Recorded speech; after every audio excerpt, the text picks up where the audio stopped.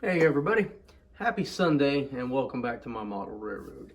I haven't really been that busy this week. I've done a couple little things, so I figured I'd highlight that. But as always, when I start my videos, I say it's going to be a short one, about 10 minutes, so go ahead and expect 15 because you know I'm going to ramble and ramble. If you're new to one of my videos, I ramble a lot. I'm sorry, trying to get better, trying to work on my crutch words and all that stuff, but expect more of the same. So let's start off here with this Atlas Kato RSD12 that I'm working on. Only thing I did with this was I took apart the insides and I painted the shell. I did find that it is broke on one corner, which ain't no big deal. And you can see I removed the circuit board. All I did was cut it here and then pull these copper pieces out that are the motor leads. What I'll do here in the next week or two is I'll disassemble the trucks, and these wires, I will resolder these wires down where the power pickups are at, and then make them long enough that they'll reach the circuit board for the TCS Wow Sound kit that's about to go in.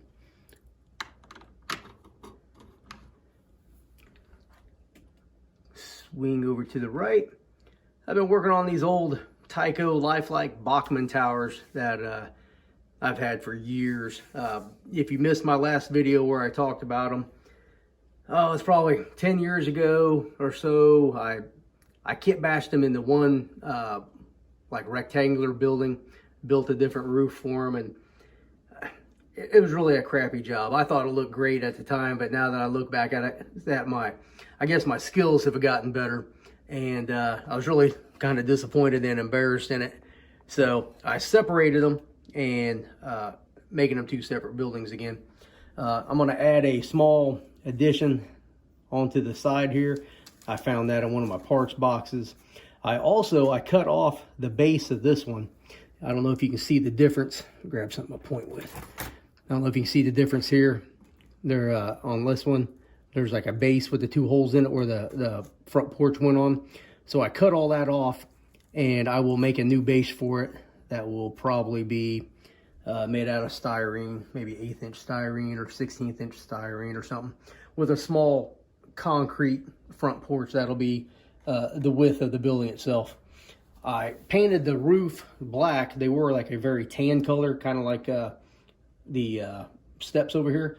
And then I didn't like the black, so I went back over with some earth tone brown, like a camouflage flat brown, and I like that better. So I will repaint this roof brown, and it looks dirty enough with the brown over the black that I'll be happy with it. I'll disassemble this one here some more and try to get the steps off. And I got the other steps someplace, I just can't find them, so I may, if I can find them, I'll put the steps back on this one. Otherwise, I'm just going to have to try to figure out how to hide the plastic mark going up the side where the steps were. And if I can't find them, I don't know how I'm going to hide that. But I'll repaint these probably here in the next week or so. I'm not sure what colors I'll go with. I need to clean them off. I tried to weather it before, and it looks bad. So I'll probably take some 91% alcohol and rub on there and try to get as much of that stuff off as I can, and then go from there. So keep coming back and see what we do. While I was looking for those steps, I found this little building here, and I don't know what it was for. Oh, sorry. I don't know what it was for, but it was kind of like looked like a guard shack with a stop sign. So I took it off the base, and I thought, this will be a good spot for it at the entrance to my Army depot. So I will paint this stuff up sometime in the near future. We'll figure it all out, and that'll be the entrance to the Army base, and the trucks will be stopped there, and I'll try to make it look Army using some ugly ass brown that we had on everything. Oh my God, we had this ugly brown on everything. I don't know who picked that. But behind you, you see the RS3 that I'm working on. Painted the car body and the cab black. I still need to do the walkway yellow, and the surface on top black, the walking surface, I don't know what it's called, the sill maybe, and paint that black, and then it will be painted to match the Midland Road 203, its number will be 209. Now, according to the Allegheny Midland Lessons Learned book, the RS3s for the Allegheny Midland were number 200 through 209. So I got one towards the bottom and one towards the top, and if I ever do another one, I'll probably make it 200, but we shall see.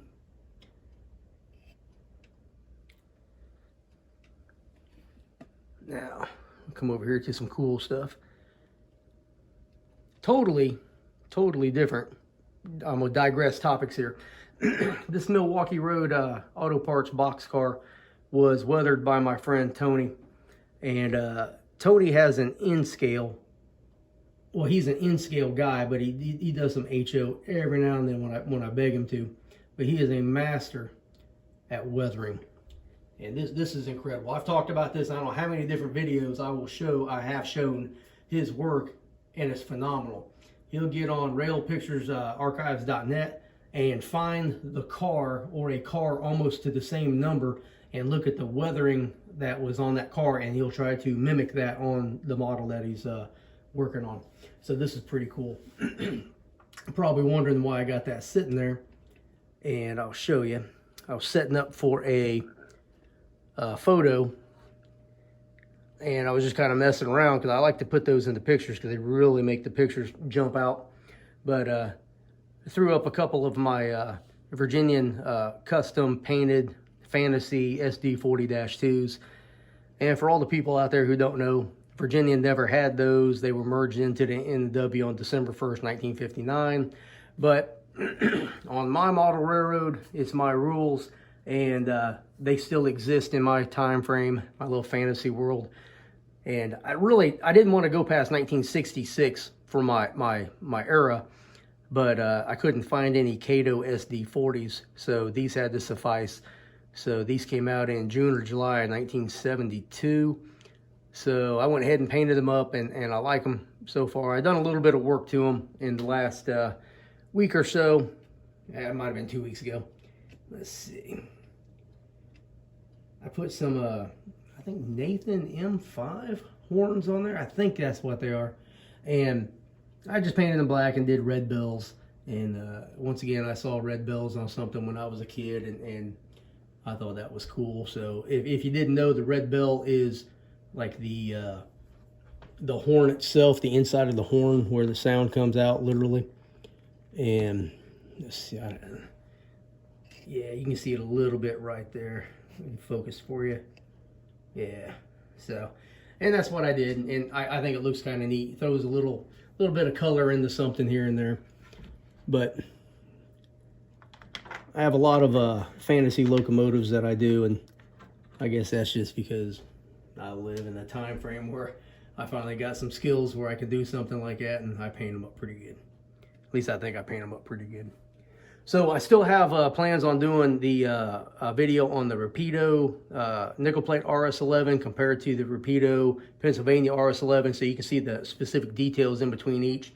And I'll be comparing both those to the Atlas Classic made in China, not the Kato version, but the made in China version of the RS11. So you can really kind of see how generic the Atlas models were. But they're pretty cool, and they run great. Even the old ones run great. So, all right, so let's go into the other room here.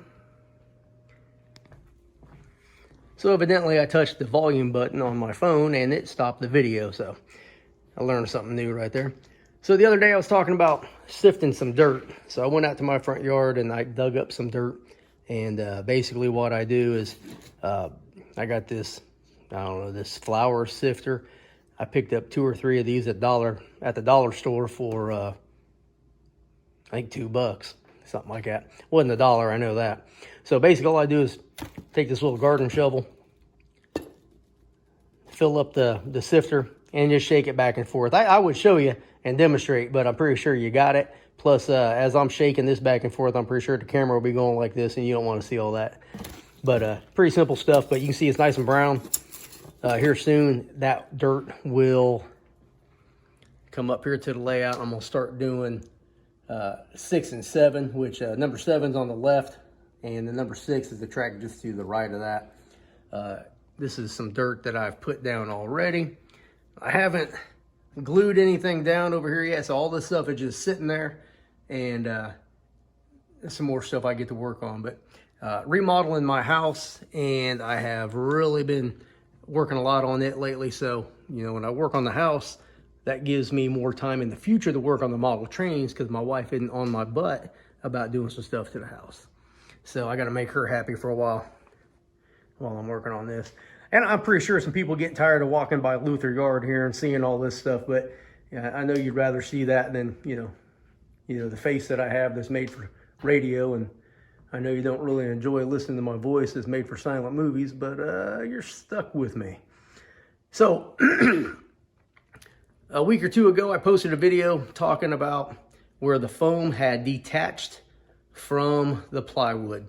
And I had used liquid nails on there, and I don't know if you can see the little gaps on there, but right there. So there's 3 of them on this side, and I was messing around on YouTube, and I remembered where Ken Patterson was working on something, and he was using the Great Stuff foam to secure 2 pieces of foam together. And I think he also, well, no, he didn't. He doesn't use plywood. He just uses stacked up foam sitting on the plywood so he can move stuff. But I decided that I'm going to go ahead and use the foam and that big straw and try to inject it up underneath of here.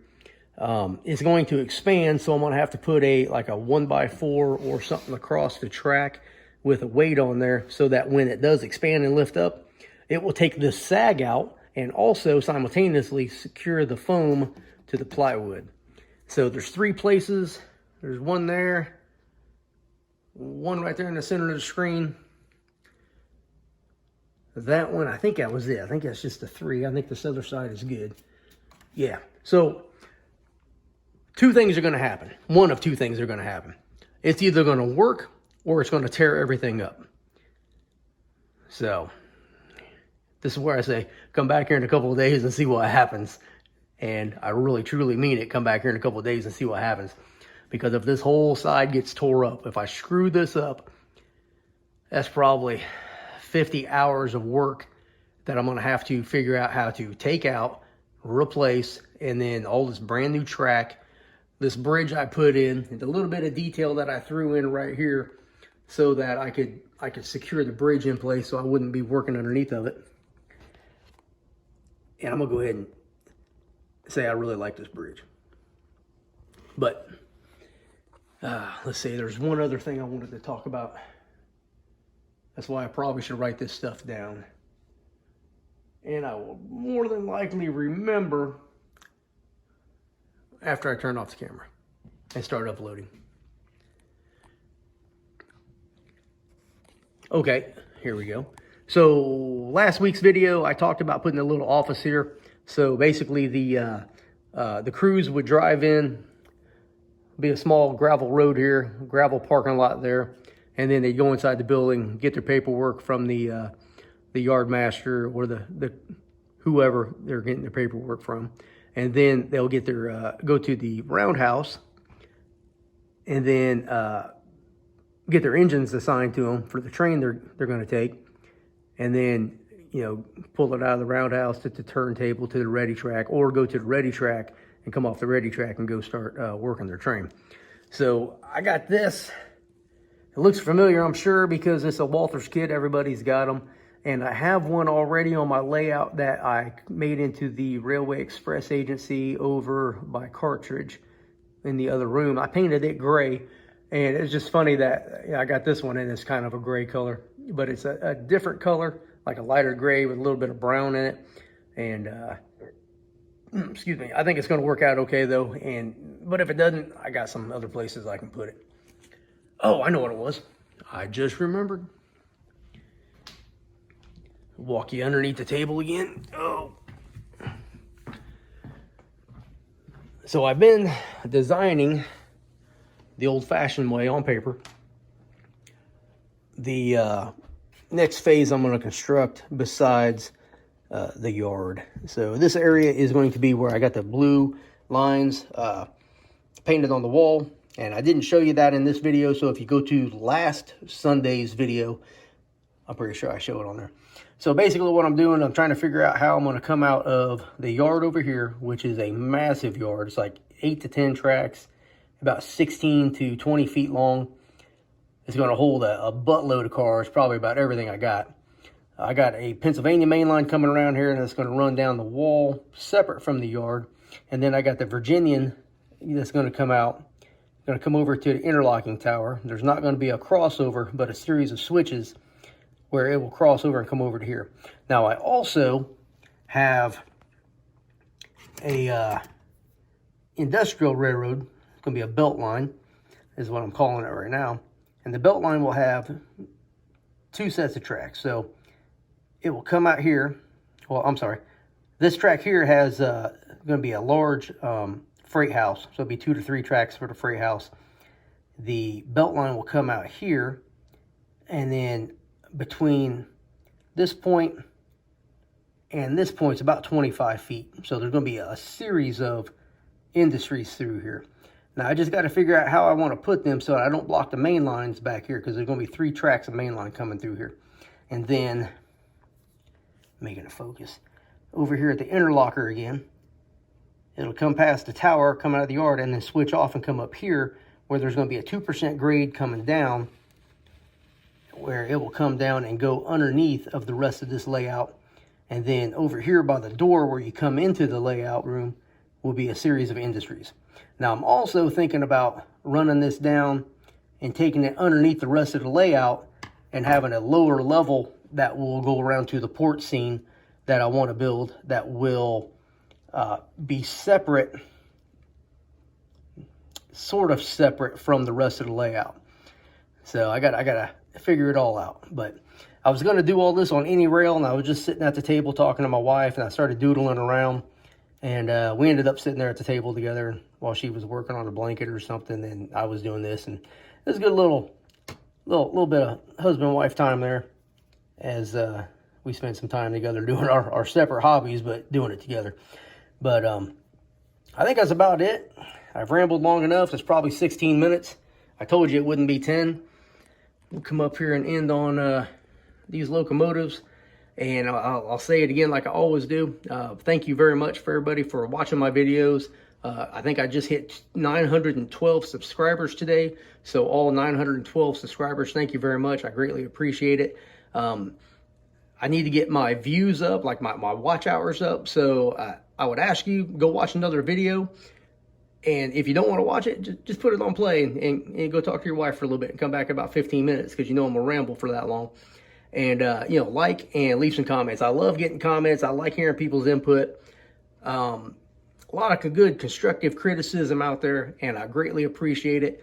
We are all smarter together. Smarter? I've done this before. We are all more intelligent together than what I am by myself. So once again, thank you very much. Like, subscribe, comment, share the video. And come back here in a few days and see if I mess that side up with that Sure phone. Thank you.